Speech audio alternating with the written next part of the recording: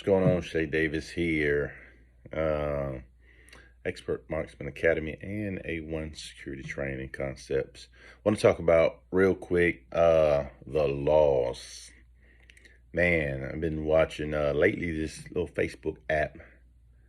Facebook, what is this? Orange County Mug Shots. Seen a lot of faces on there and faces that I know personally and have seen. Man, getting in trouble with a lot of stuff, battery charges, aggravated assault, different, ranging from all kind. A lot of domestics is going on right now, man, which sucks. That's going on due to, I think, emotional intelligence. We're not practicing that. Emotional intelligence is being able to control your emotions and then understanding others and their emotions and being able to mitigate that without violence or anything that's not necessary. All right. So we're not practicing that stuff, which is a big thing, big topic. If you're instructors, we need to teach them more of that, talking more about that emotional intelligence factor of things, which can help alleviate some of the issues going on. Another part of that is not knowing the laws. These guys have taken away the guns, and for you guys to be able to come do a training, and most of you think that concealed weapons training is just about shooting a gun, which is a good portion. That's the small portion of it. The most of it is about firearm safety, all right, and understanding the laws. Well, at least it should be if you're teaching that. Understanding the laws surrounding the use of force, all right, because that concealed weapons license was initially it was just a license to carry a firearm. It's not a license to kill. Doesn't give you any extra steps to use lethal force on somebody. It just gives you, it was the license to carry. What you did with that firearm, then you're governed under a set of criminal laws, all right? And knowing those criminal laws and how they are applicable to you in a given situation then helps you then make wise, smart decisions and don't be on that Orange County mugshots, man. All right. So I'm going to break down a couple of these laws, talk about just a few of them. About four general laws, a little bit, and then talk about the laws that 77612, Florida statutes, and 77631, which is two most important when dealing with any firearms or any kind of pepper spray or anything, or just actions of surrounding violence or anything around violence in here, right? Let's talk about a couple laws. Let's talk about battery. I see a lot of people catching battery charges on here. Battery, then you got assault, then you got assault and battery, stuff like that. All right, assault. Let's talk about. No, let's go with assault. If I ask you what did assault mean, many of you guys probably would, thinking about it now. Assault, you typically associate the word assault with a physical action or touch or hit somebody. That's assaulting somebody. At least not here in Florida. It may be different somewhere else, but I'm speaking for Florida law, just to clear that up right now. Florida law, if you're in Florida, and some of the other surrounding states may be similar to these. Assault is an intentional, unlawful threat by word or act to do violence. All right. So word or act to do violence. All right. Coupled with an apparent ability to do so, which creates a well-founded fear in another person that such actions are imminent or meaning can happen. All right. So what does that say in a nutshell? Assault is a verbal threat by word to do something. It's not a physical thing. So if I was around you, right, and I was in your face and I got close enough, just like this in your face, and said, say something else, I'll break your face. You say something else I don't like, right? And I threaten you right there close enough, and you kind of cower back a little bit because that created a well-founded fear in another person, and that could be imminent, meaning it can happen right now. All right. That right there, you've just assaulted somebody. All right. Think about it. How many times have you assaulted somebody with that being said? Probably could have been in trouble a bunch of times by now, right? So assault, just a verbal threat to do violence to somebody, not actually putting hands on anybody. You can get assault. So you verbally threat somebody that you can do something to them. They believe it. They take it as a credible threat. They call the cops and say, that person just assaulted me. I want them arrested. Cops get to the scene and you say, assault, I never touched them. Because your thinking is, assault is a physical action. So you say, I never touched him. I swear, you can ask anybody out here. I never touched him. And they say, so the cops say, okay, well, what happened then? What do you do? And you say, nothing. I just told him that I would punch him in his face. And I did like this. I never touched him. I was about this close. All right. And I said that I would punch him in his face. If he didn't, leave me alone or whatever, get away from me or something. So the cops say, thank you for that. But turn around, we're going to be arresting you for assault. And you're like, what do you mean? Get off of me, right? Then you catch a resisting charge because you're not understanding the definition of assault. And you tussle with him. Now they add on resisting with or without violence. And you're tussling because you're at a loss. Like, how are you putting handcuffs on me right now? And I told you I didn't touch him. I didn't touch him. Well, just because you don't know the law as defined in the text doesn't negate that and make that go away. So just you didn't have a clear understanding what assault was, and then you get arrested for assault, the verbal threat to another. All right. So not just verbal threat. If we're 20 feet away and I verbally threaten you, say I'll come over there and bust you in your face, 20 feet away. All right, it's coupled with the apparent ability to do so, meaning we're close enough proximity that it makes one think that this actually can happen, and then that has to be that. If we're 20 miles, you're in Arkansas, some over in Florida, and I tell you on the phone, and that really not assault there. All right, but you didn't get arrested for assault, and then you're going down. All right, so that's assault. Aggravated. So that's a simple, it's a misdemeanor, but you can't, it is arrestable, a felony, all right, for you in there. And then aggravated assault. Aggravated assault is then when the person committing that assault, that verbal threat, all right, uses the deadly weapon with or without intent to kill, all right, or intent to commit a forcible felony. So this is something I just happen to have by me. This is a blunt force object thing here. And I say, all right, same thing. I get in your face. Say something else. I'll stab you with this thing. Say something. You think I'm pointing at you right out.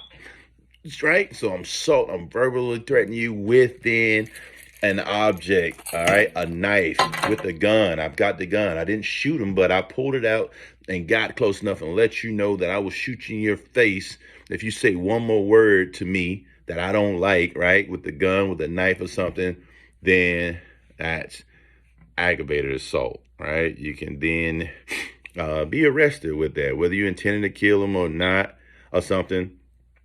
So that's, if I got a baseball bat, I'll say, for whatever reason, if it's not, and I get the baseball bat and I'll bust your skull to the white meat, right? And I got this big bat in my hand, and there, that is a deadly weapon, all right? Could be used as a deadly weapon. So that's aggravated assault. So then you got a simple assault, just a threat to do violence to somebody. Then aggravated, it's when a weapon is in hand and used in a waved around in a threatening manner, all right, with that assault, that verbal assault there. Then that couples and makes it aggravated, all right? Then you end up in some trouble there, all right? So we have to watch that thing. We have to watch our tone and what we're doing based on the thing with that, all right? So with that, again, then you have battery, all right? You got simple battery, and then you got aggravated battery in here. Simple battery is touch battery on the surface that's a physical thing now. Assault is not physical. At least here in Florida, it's a verbal threat to do it. Battery is a actual touching. So battery, by definition, is when a person actually and intentionally touches, strikes another person against the will of another person, or intentionally causes great bodily harm. All right, which is simple battery. All right, so simple, just I grab somebody's arm. All right, battery. I touch. I can push. All right, it can be battery. A simple throwing a pencil at somebody, boop, that's battery. It can be classified as battery, a simple battery there. on there, touching, striking someone against their will. Right? I didn't give him permission to touch me. I didn't do anything to you. You touched me. So then all this again, remember, it's emotional. We're just emotional because someone said something to us that we didn't like. So we got emotionally, or we're emotionally uh, thinking that I'm this type of person. You can't, who you talking to me like that? You don't know me. I'll whatever, and I'll put hands because you verbally. Remember, there's a freedom of speech, kind of so to hear. People can say what they want. Doesn't give us the to be able to physically touch because something we don't like. All right, or somebody call us, something we don't like. Your girlfriend said something, call you something, you coward, something, and you just, man, who you talking to? And you go physically put something, doesn't give us the physical action because of that. Or if a guy calls you as a female, he calls you a derogatory term, call you the B word or call you something. Yeah, that offended you. You got mad. You don't like being called that because it does something to you. But again, emotional intelligence leads back to it. Then, so you get out of that emotional intelligence and you go, you poke him in his eye, you smack him in his face, you do something to him because he said this word to you. And then y'all, I know I'm gonna catch slack here. So you're like, well, what am I supposed to do? Just let people tell me? I mean, no. I mean, you should be able to, I guess, have some verbal judo back, be able to verbalize and judo, go back and forth or something, or just do something. But when we go physically, whether it's male or female, and go physical because of what someone just said something that we didn't like, doesn't give us the wherewithal to go physical and put hands on people just because of that. Whether it's guy on guy, girl on guy, guy on girl, whatever, two girls, two guys, didn't like something they said, doesn't really by law definition. So I understand we all grew up in, maybe in the hood, and you got this, the hood mentality where the hood told us, well, somebody say something, you're supposed to do this, or don't pull a gun out on somebody unless you're going to use it. These little things that we did that we have to, when we're in a possession of a firearm, being responsibly, that stuff goes out the window. All right, think about the person that told you that. Don't pull a gun unless you're going to use it. Look at their back rap sheet. Look at maybe where they came from, the environment where they talking from that for them. But in this, the world, it doesn't work that way. You pull a gun out, it has to be, it's got to be a reason why you pull the gun out. You can't just pull it out because of anything. All right, so that leads me over into that while we're talking about pulling guns out and doing different stuff. Right, it is. Right, we're going to talk about here on your use of force with a firearm. Right, use of force with a firearm. There's two main reasons why one could use deadly force. Right, when deadly force. Right, two basic reasons, and then I'm going to give you the laws about it. But the two basic reasons when we can do it, one is when deadly force is needed to stop a person from killing or causing great bodily harm to you or another person. All right, killing or causing great bodily harm. Killing, knife, shooting, something that with the typical stuff we know, or great bodily harm. Not just a push, that's just simple battery. Then we can't pull a gun just because someone's simple push. All right, in there. Great bodily harm, boom, trying to really deform your face or do something in there or something to that extent. All right, so one reason when we can use deadly force is justified according to the law, is justified in using deadly force is to stop a person from, if you um reasonably believe, all right, not that's reasonably, within reason. All right, we're going to talk about reasonably believe that it's necessary to stop a person from killing yourself or causing great bodily harm to your killing or causing great bodily harm to yourself or another third party. So we do get in to protect any third parties. If you out, you have a firearm, you see your sister, your family, your son or something getting into it and killing or causing great bodily harm, to stop that within reason, you're justified. Then that doesn't have to be just you. That extends to um, others as well. Um, the other reason is when deadly force is needed to prevent imminent commissions of forcible felonies, which is that's the one that we all know. Why we go get a firearms. Excuse me. We get them to, we're thinking about somebody robbing us. We're thinking about someone carjacking or doing some things. That's typically why we go get firearms, those forcible felonies. And those what forcible felonies are, right? Forcible felonies are things like treason, murder, manslaughter, sexual battery, so getting raped, protecting ourselves from getting raped or something, carjacking, home invasion robbery, right? We get firearms for home protection, for someone want to rob and home invade our home. So those are all forcible felonies there.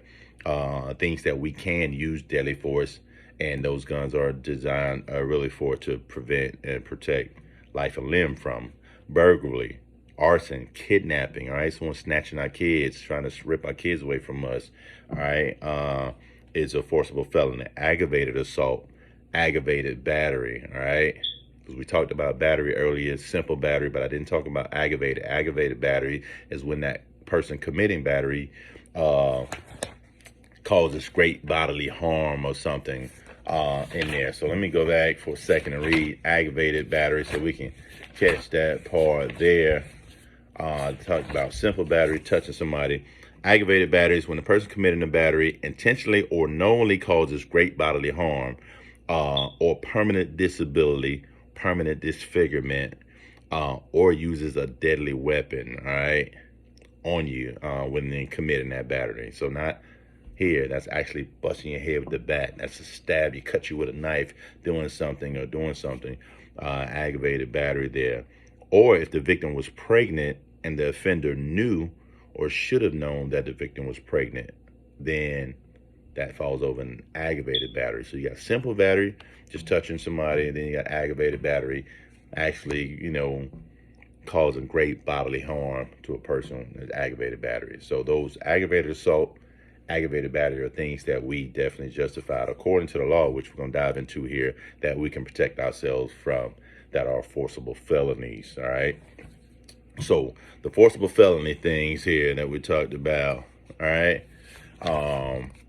So prevent death or great bodily harm to ourselves or another person, or prevent the commission of a forcible felony being done against us. And we said those things that fell under there: aggravated battery, aggravated stalking, aircraft piracy. So aggravated stalking is along the lines where you have a restraining order in place with another person, and then they're violating that restraining order, attempting to do harm to you, right? Not just, I don't think it's just because they said it's supposed to be 300 feet from you, they violate that 300 feet spot.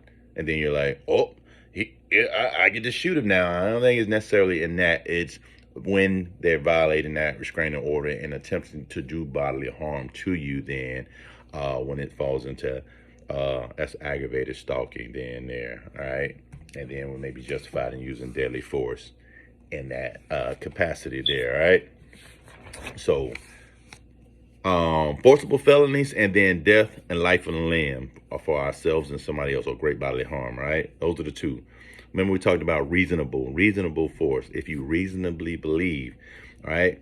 Reasonable is the type of amount of force that any prudent person, any person in a sound mind would deem appropriate under the circumstances based on the situation and threat presented, all right? Reasonable force, any amount of force a reasonable, prudent person would deem appropriate. So reasonable. So within reason. So comes back to emotional intelligence.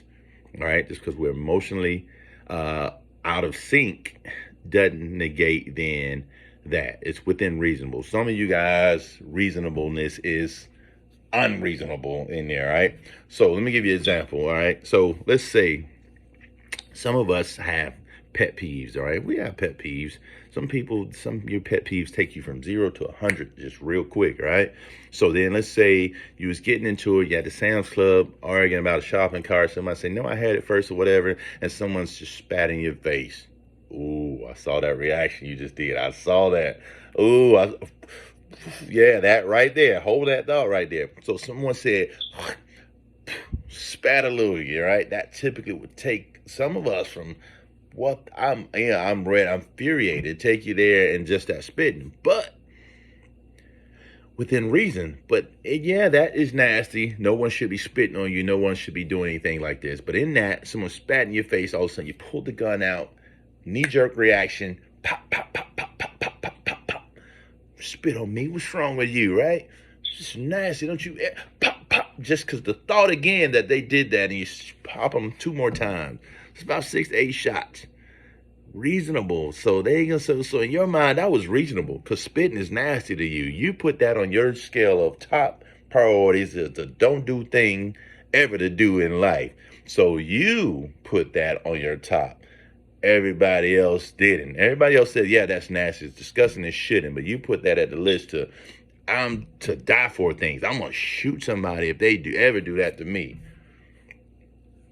Nobody's saying you're wrong in your own little bubble, but we're saying according to the law, all right, according to the law, then that the reasonable people is going to be the jury if that goes to trial or something like that. The reasonable people are the jury and judges and the jury.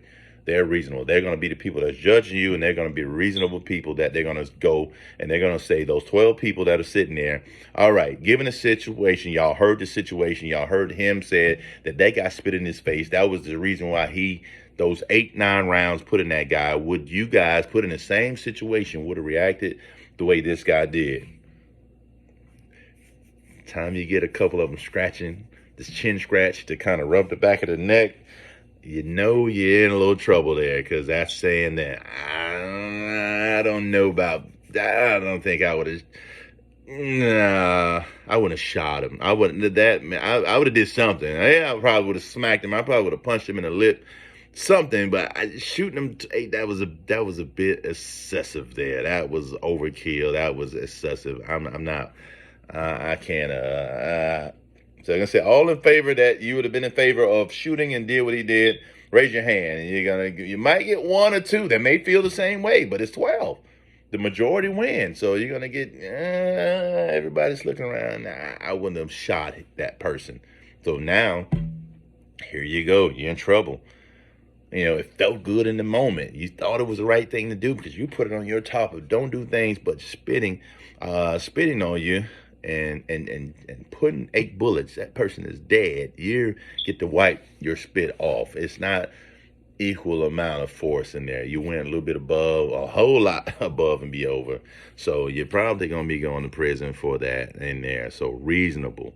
So then that reasonable, like I said, is the amount of force that any reasonable person put in the same situation would have probably reacted the way you did in there. So, and that's what it's going to come down to, right? They give account of a couple things that may be reasonable in there that the jury can go off. All right, so they want to know what's in your head. All right, so reasonableness also, all right, is determined by evaluating what was known by the person using force at the time the force was used. So they want to know kind of, they may give you a little leeway. What was known? What was your train of thought? What were you thinking at the time the force was used, to see whether you justify it or whether we think maybe you can say, all right, let them off the hook. That was within reason, I think, all right? So they want to know is evaluating what was the time of your train of thought at the time, all right? This includes elements like both physical attributes of both the person using force as well as the subject of the person the force was used on, all right? Physical attributes, so physical capabilities and size. They want to weigh it out. They want to see what's the difference from this to this person to see why you thought it was reasonably necessary to go with the gun. All right, so we're going to look at it. We're going to hear it. This person is 110 soaking wet, big MMA looking fighter with tattoos all over his face, big dude, 6'2". I don't know about nobody else, but I see why this guy, that's within reason. I see why he shot. What is he going to do with this big dude? So disparity of force, right? Disparity of force and size is there, right? Disparity of force that this guy, say, reasonable, right? Reasonable force. I see why they shot in there. This big burly dude was going to rip him to pieces.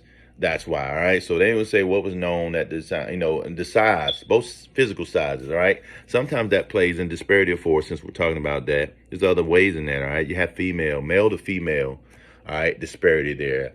Typically, guys are more agile, more physically than females, all right? I know some ladies that could put a dude in the headlock and make him call his mommy, all right, too. So, but that's on the surface, it's typically this way, more leaning to the guy, more agile, more stronger than a female at times there. So then there's a notion that a disparity there that can be kind of played sometimes there, that she could not physically. So then a force multiplier come into the play, gun, knife, bat, something, taser, force multiplier to even that out, then would be admissible at that time in some cases there, right? So that disparity. You have a disparity of force as it relates to old people, all right? Older gentlemen. You hear the old people say, I'm not fighting you. I'm going to cut you, all right? I'll cut you. And they may get away with it, with putting that old pocket knife on you, because there's a disparity up there, right? You're 18-year-old, 19-year-old punk kid, a 70-year-old male. There's a disparity. He, back in his prime, he may give and take 20, maybe 30 years off the guy. He might have cut a tussle and went kind of toe-to-toe with you. But you're at your prime. You're a young bull. All right, this guy's older guy. I got hip problems. I got all kind of stuff going on. I can't just go. It's an uneven match. If that was a boxing match, 70-year-old guy, 19-year-old young in his prime, you're gonna put your money on the young kid. This old dude's about to go down fast, right?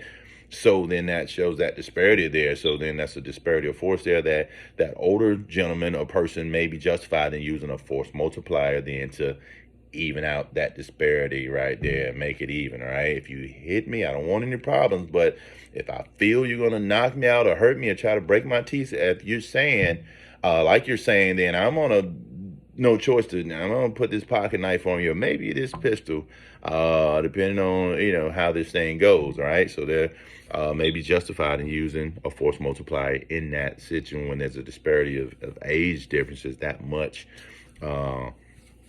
of age difference, because the physical sizes of the both people and stuff there, right? Another thing in there, right? So it says both physical attributes and sizes of the person using the force against the force the person was used on, right? The other one was known background of the subject of the use of force by the person using the force. So known background on the person of the use that the force was used on, right? By the person that is using the force that the court's looking to play out some stuff. So the bully, you got the bullies out here. The bully, just because and say, hey, I'm known for beating people up. I'm Big Bad Joe, and that's what I do. I kick people's butts. And you have a reputation for that and that kind of stuff going on. It can be used against you, all right? It can be used against you because up against another person, usually the scary guy is going to pull some force multiplier out because I'm not like this. I know this background. So right now, put it like this. If Mike Tyson was up to you, and Mike Tyson came to your face out of nowhere and said, hey, Mike, you asked for an autograph. Mike say, you know what? Get out of my face, kid, if I smash your face in. And you're like, whoa, Mike, whoa. Okay, and Mike continued to progress and wanted to fight you, knowing that what Mike knows, you see Mike knock a lot of people out. And sometimes within the first 30 seconds, a minute of a ring, I understand that Mike, there's a disparity there. I've known background of Mike. This guy's a boxer. This is what he do. I'm not going to fight you, Mike, with a fair fight. It's not. I'm going to be out. So then force multiplier may come into play. So if you pulled out a gun, Mike Tyson was the hypothetical situation was to happen. Mike came at you, and he started just doing his whole bob and coming up, and your heart pounding. You're like, hey, Mike. And you pulled out a gun and pop. Mike went down. All right. Court say, all right, given the situation. All right. The jury says, given the situation, I mean, I 100%, I would have did the same thing, given the same situation. Mike Tyson, that dude, I mean, Mike, this guy, he knocks people out. This dude is like, I would have did the same thing. So then the courts kind of say, okay, reasonable use of deadly force there within reason, because anybody put in the same situation would have probably reacted the same way you did in that situation there. MMA fighter or something, all right? Same thing, or known background, or let's say the person, I would think if you were like let's say domestic, these cases, all right? This guy beat up your sister, bust your sister up really good, got her face all busted up. He's known for beating your sister up. Your young lady, your sister comes over to your house all busted up. Just got in a fight with Tim or whatever, and I just need to get away over here. Did you call the cops? No, I just came over here to get away. So you lock her in, you go get her ice and clean her up. Minutes later, boom, boom, boom, boom, boom. Here's Tim. Who is it? Open the door. I know she's in there. Tell us we get out of here now, right? This is his third time. He's fractured her face a couple times before. He's capable of, he's on record that he's fractured her face, but she stayed with him, and here it is. So his background, and now he has an ammo for doing this thing, all right? So then all of a sudden you crack the door, you tell him, just go away, she's not here. He said, yes, she is. Tell her, I know she's over there. I seen her car around the back of your house. Tell her to come out now. And you said, no, you just need to go. I'm going to call the cops. And you need to leave. And you go to close the door, and he wedges his arms in the door, starts to force the door open. You tell him, stop, you need to get away, right? You tell him, stop, you need to get away, And then all of a sudden he starts forcing that door in. You grab your firearm and you back up, and he starts to charging in there, grabbing for your face and coming, and he pop, pop, pop, pop, pop. All right? And in court, why did you shoot? Why did you do it? All right? Knowledge about his background. He's known, he's broken her face, he's domestic, he's violent in this aspect, and I know it. So that was, and I feared him doing the same thing to me. So in the courts, those jury I probably would have probably would have shot him too if I had a gun. If I was in that moment, probably would have did the same thing, reacted the same way this person did. All right, so those other things that play in it. Another part of that is knowledge about the subject's actions prior to the use of force occurring is another thing that plays in the faith. What knowledge did you have about the person's actions prior to your shooting that person? I want to see where your state of mind. We're listening as a jury, as a judge. We want to hear this thing out, which we may all right consider this thing to be reasonable in here. All right. So knowledge about their actions. All right. You're somewhere. You're out with some buddies. Let's just go physical, and I'm gonna bring a knife or something in it, but just physical, right? You're a guy. You ain't the biggest guy. You're out with a couple bigger guys that are bigger than you. You guys are out hanging. You see some guy smacking a girl around. Some of you guys, one of your buddies could jump up and say, hey, man, don't do that, man. Leave that lady alone. Don't do that to her. All right? So he said, what are you going to do? He pushes your buddy down on the ground. Your buddy gets up, wham, knocks him out. Whoa, right? You have a firearm, but you see him. You're like, whoa. So two of your other bigger buddies get up, and they run over to this dude. Because they're bigger than you. You're like, well, they got it. I don't have to do anything. He knocks out your buddies. Boom, boom. They're down. Now this guy that just knocked out not only three of your bigger dude, now he's coming at you. So what do you want? Yo, you with him? You want some? And now he's coming in your direction. All right? That's an elevated risk there. I'm pop, pop, pop, right? We're not fighting. I'm not fighting this dude. I'm not like, these guys were 2 times bigger than me. And he knocked clearly this dude is off his rocker, and what am I going to do at this point? I'm going to be the 4th person knocked out. So I feared for great bodily harm, this guy knocking out, and I pulled my weapon, I fired. So knowledge about his actions prior to the use of force occurring, that plays out. So given that in the court, you hear that testimony. I mean, same thing. I'm a jury. I wouldn't have sat there and I just saw him knock two, three, and am I going to be the 4th and just, here goes. Let me just brace for this 4th knockout. No. Bullets.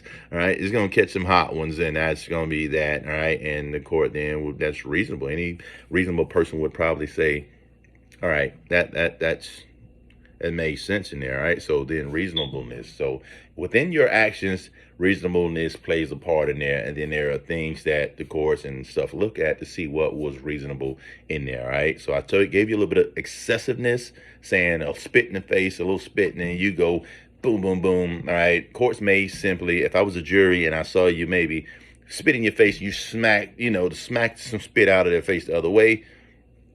Not saying it was right, but reasonably, I would have, me being a jury would be siding like, okay, that was, I mean, kind of justice served as a jury. I would be on this favor of, yeah, all right, you should have spit on somebody. Why did you spit in his face? They didn't touch you, you spit, and you got a smack, and you got some redness on your face. It's kind of evens out to me personally. I don't know. What do you guys think on that? But that was reasonable. I mean, I would say reasonable within that if I was a jury in that case, and that's what happened in there. If it was like a battery charge on there, and this person spat, and then a knee-jerk reaction came back with a smack, and then the person that spit wanted to say, well, battery, I want them arrested for battery, then I would say that was kind of reasonable with me there, all right? So then you got that. So the other thing there that would be adding to there is then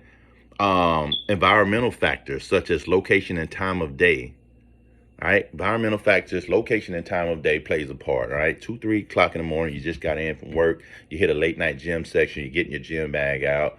This guy starts to come across. You see 2 guys in your neighborhood, don't work there, in hoodies, masks, and like, well, I know it's kind of a little cool, but it ain't that cold. So you start to grab your bag and move around the front of your car, grab your firearm and maybe get it in place and go around the front. These guys start to come over in your driveway then.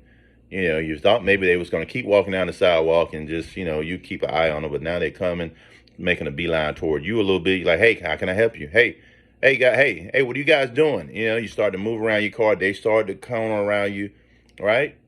We can conclude here that nothing good is about to come out. They're not coming to ask you, hey, do you want to get a subscription to, the daily magazine? We can conclude that something bad is probably going to happen here. I would draw a conclusion that nothing. So I would be in a heightened sense of awareness and ready to, my firearm with that. So then they come, they're not being audible to you. You're saying, hey, what are you guys doing? They're in your yard, walking around. You move around the car. They start to follow you and then start to imminent threat towards you, come towards you, and you fire, pop, pop, pop. Then that was any reasonable person put in that situation probably would have said, yeah, 2, 3 in the morning, like it's dark. These guys they all masked up. They coming in your driveway. You said, hey, they're not audible. They're coming towards you. You're moving around. They're coming. Like clearly, they're like something's about to do to me. Reasonable fear of death or great bodily harm. So whether they had a weapon or not, great bodily harm, I would think something bad is about to happen to me. I'm about to get raped. I'm about to get shot. They're going to beat me up. They're going to put a knife to me, something. So reasonable fear. Nothing says you have to let the actual thing happen to you before you can do something. No law says that. Nothing says that you have to let someone shoot at you in order for you to shoot back. There is reasonable fear of death or great bodily harm. All right. So with these scenarios, and I played in that, I'm going to give you the law that backs that up to finalize this thing and finishing it all off right here. All right. 77612. Remember that. Write it down. Take a picture. 77612. Florida statutes. All right. We're still talking about Florida here. All right. A person is, it states subsection 1. There's 1 and then 2. First subsection under that says a person is justified in threatening to use force except deadly force. All right. So force except deadly force against another person to the extent that you reasonably believe that such conduct is necessary to defend him or herself against another's imminent use of unlawful force. That word imminent get thrown in there. So that imminent means about to happen. It's about to occur. All right. Unlawful force. So that's why it said except deadly force, because unlawful. There are things that are unlawful but are not deadly. Remember we talked about, if you back it up, I talked about simple battery, then aggravated battery. So then simple battery, you wouldn't be justified in using deadly force because that's unlawful because it's arrestable offense if a person did it to you. But here it's saying that you would be justified in using force except deadly force. So meaning push that person back, all right? Be justified in giving them pushback if they push you. Justified maybe pulling some pepper spray and giving them one after unlawful force against you, pepper spraying them back and doing those things. So any kind of force except deadly force would be justified in using that thing. This guy grabbed you and tried to tackle you, right? You hit him with a face full of pepper spray in there. So you're justified in using force except deadly force against imminent use of unlawful force. All right. Subsection 2, then, where the firearm may come into play. It says here a person is justified in using or threatening to use deadly force if he or she reasonably believes that it's necessary to prevent imminent, again, about to happen, death or great bodily harm, right? As we talked about earlier, that's one of the reasons where you could use deadly force, all right? Justified in using, maybe justified in using deadly force if you reasonably believe that it's necessary to stop, prevent the imminent death or great bodily harm to yourself or another person, or prevent the imminent commission of forcible felonies, like we said, the robbery, carjacking, home invasion. So then deadly force. So the law says that you can do that within those stopping or preventing forcible felonies or death or great bodily harm against you, right? All other unlawful but non-deadly things, then you're justified in using some force except deadly force, and those to mitigate those other things there, right? So that's 7712. 77612 talks about people, all right? Persons. It's in defense against a person there, all right? 77631 goes to talk about property, all right? A lot of misconceptions around property and what property can do, how we can protect property and property lines. You see people protecting their fence line, you're on my property, and a lot of people are in jail, in prison, behind things there. So 77631, threatened use of force in defense of property, all right? We're going to wrap it up here with this on property. But before I talk about this property, let's back it up back to use of force against people and persons. All right, there's a clause in there saying that as well, if deadly force, if let's see here, if death or serious injury or forcible felony has occurred, ed past tense, all right, occurred, and there's no continued threat being done by the perpetrator, then no deadly force will be allowed by you. So after the fact, that's why I say you get the prevent or stop in the moment forcible felonies, or prevent it if you see it coming and you was able to do something before it and stop it. But after it occurred and it had been completed and done, or the perp has stopped, then there's no deadly force. All right. So let's say if you saw a person shot and killed a person right in front of you, boom, all right, and then they saw you reaching for your gun, getting together, all of a sudden that person put the gun on the ground, threw it on the ground, gave up. The deed has been done. They got what they wanted. Their deed has been done.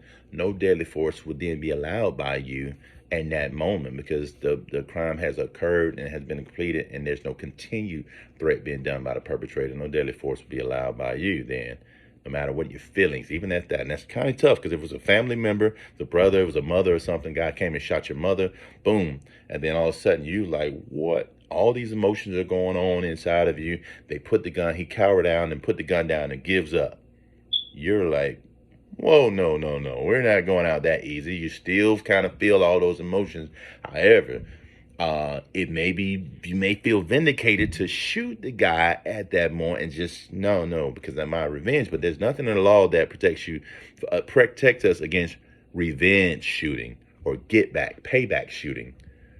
So there's nothing in the law. That's something only morally. If you're going to do it, then just know that there are consequences and repercussions that you may be facing behind that, and then maybe in jail behind it. Some of you say, hey, it's worth it to me. If that was my mother, then I'm just going to go lay down and go to jail. Hey, that's totally up to you. That maybe feel justified, but under the law, in the text law, there's nothing that gives us a defense against payback shooting. And so if that stopped, then you should stop. It's up to the law enforcement then, maybe giving that guy a gunpoint since he laid there, and get the law enforcement there to arrest him and deal with it in court and make sure he gets, life and the death penalty or whatever penalty, and go to court. And then that's typically the way they saying it should be handled, not you getting revenge and payback after it and stop. Because at that point, you then commit murder, just as this person just committed murder too at that point there.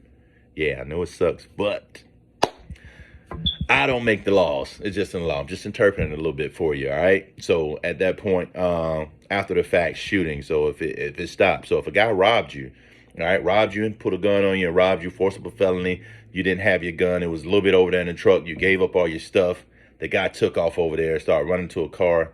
You was like, oh no, you're gonna take my stuff, and you grabbed your gun and you went running and chasing him down and ran over there and pop, pop, pop before he pulled off. You may end up in jail for that. Yeah, it sucks. I know it sucks, but robbed, ED, not robbing. You get to stop a guy from preventing. So if you saw the guy sneaking up on you behind a car, you saw him with a gun, and you like, oh no, I see this happening. I saw this before, and pop, pop, pop. You got the guy, so you prevented that forcible felony from happening. Justified in there, right? Maybe justified there, right?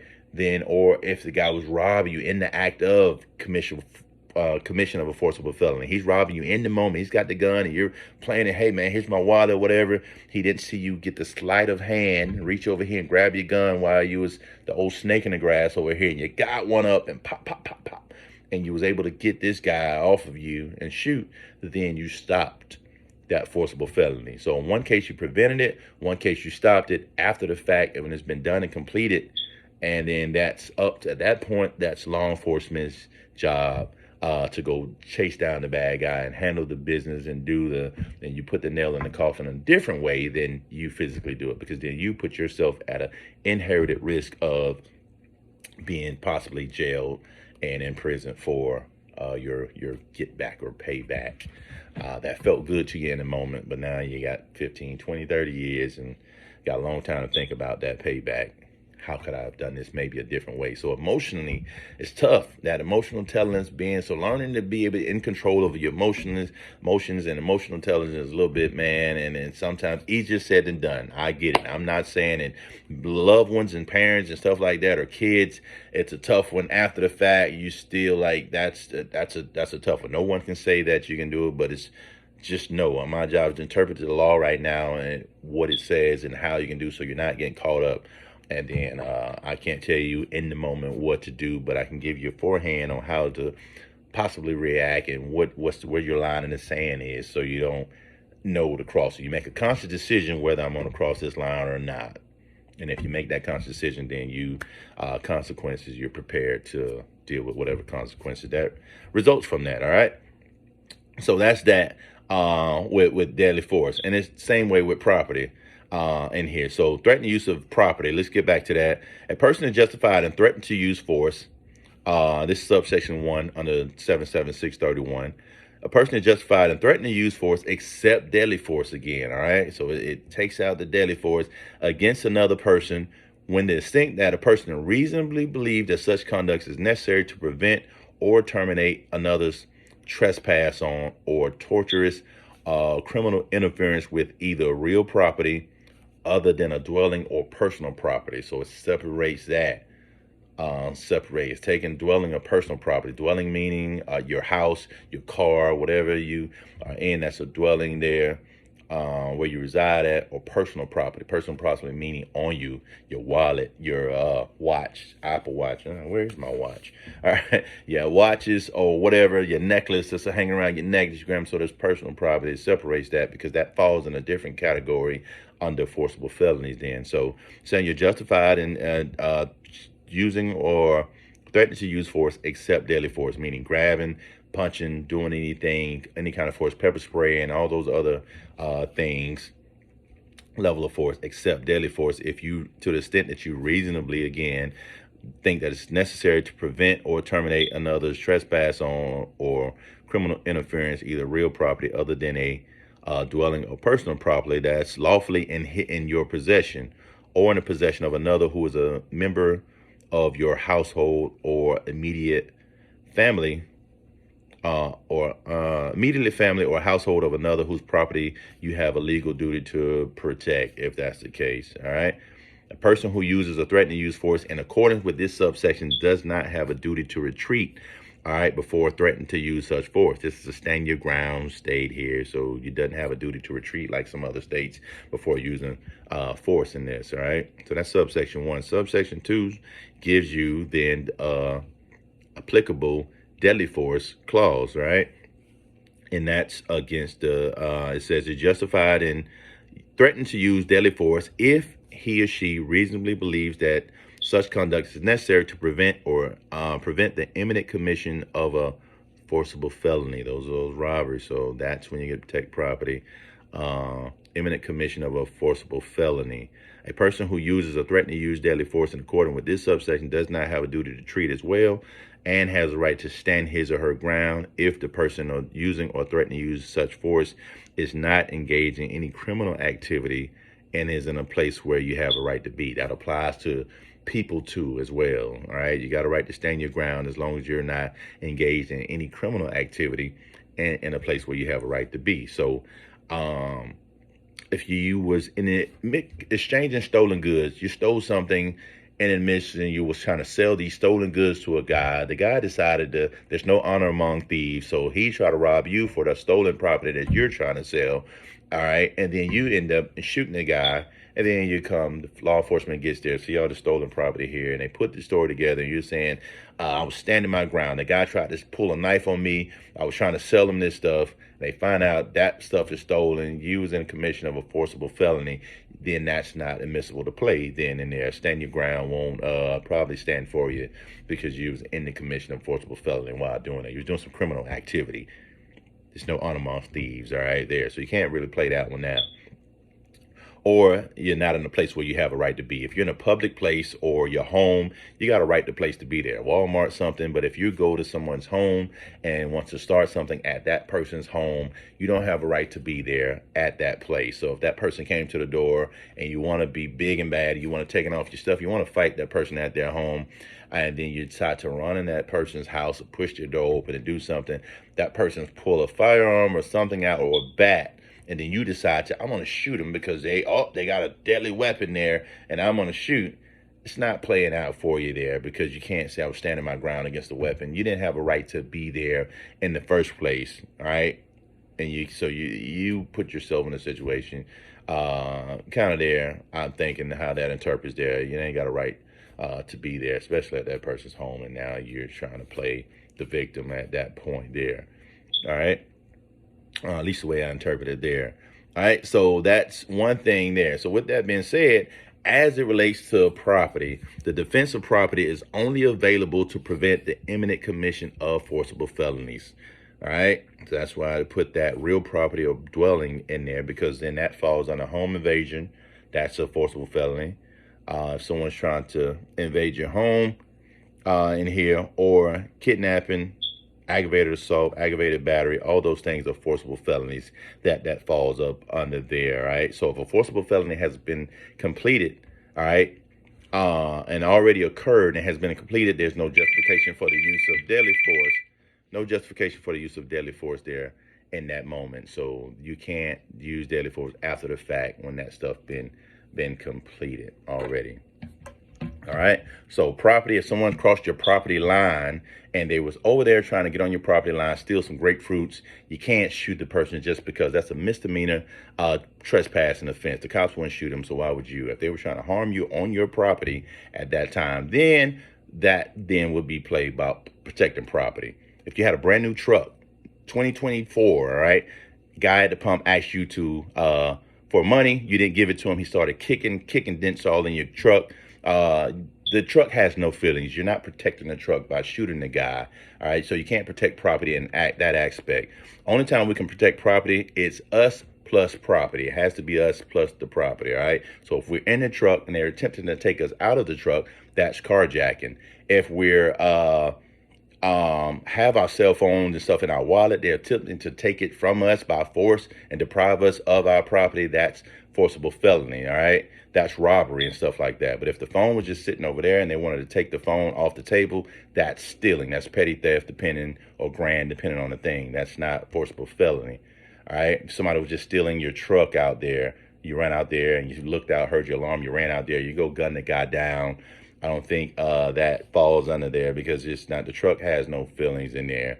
You're protecting property in that aspect. If you're in the truck, taking it from you, us plus property, is typically when that plays out, when we can protect property and defend property, when it's on our person, on us, and we're within it, then that plays out. We have a admissible defense for that. property alone, not allowed to protect property and stuff like that. All right. So this minute was longer than I thought. It was nearly an hour, but hopefully that explains a few little bit about the laws and how it works, and give you a better understanding on what you can do, what you can't do, what you should do, what you shouldn't do. All right, to keep yourself safe. Not only the gun is just one part of the thing. Understanding those laws and understanding when, where's my line in the sand, when I can do some things is a big part of it. All right. So I'm Shay Davis, expert marksman academy, and security trainer over at A1 Security Training Concept. And you have been caught up. See ya. Hope you enjoyed this video. Like, share, subscribe, all that good stuff. Yee.